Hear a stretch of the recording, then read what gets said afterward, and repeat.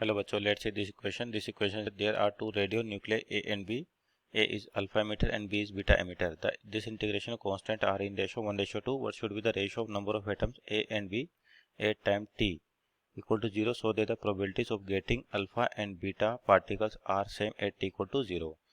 तो यहाँ पर आपके पास बेसिकली रेडियोएक्टिविटी का क्वेश्चन है और आपके दो रेडियोएक्टिव न्यूक्लियाई दे रखे हैं. तो यहाँ पर अगर अपन की कॉन्सेप्ट लिखे हैं, की कॉन्सेप्ट, तो बेसिकली डिसइंटीग्रेशन पर बेस्ड है आपके पास, यानी कि डिसइंटीग्रेशन यानी कि जिस रेट से आपके पास क्या हो रहा है, दो न्यूक्लियाई क्या डिसइंटीग्रेट हो रहे हैं.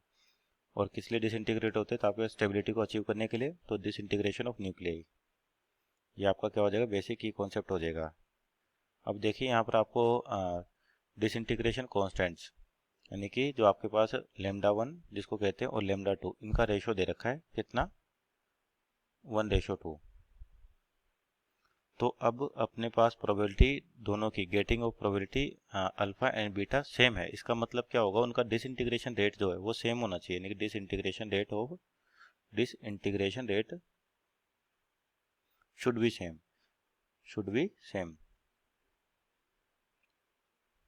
क्योंकि आपके पास क्या हो रहा है कि दोनों की प्रोबेबिलिटी वो सेम दे रखी है कि दोनों क्या होगा, आपके पास सेम अमाउंट में मिलेंगे. तो डिसइंटीग्रेट उनका जो है वो सेम होना चाहिए. इसका मतलब तो और डिसइंटीग्रेशन लिखा क्या जाता है, lambda into N, D N by D T equal to क्या लिखा जाता है, लेमडा एन.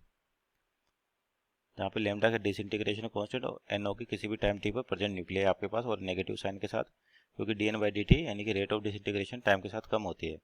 और ये वैल्यू कॉन्स्टेंट आपके लिए पास, तो अपन दोनों के लिए लिख सकते हैं lambda A N A equal to क्या होना चाहिए, लेमडा बी एन बी.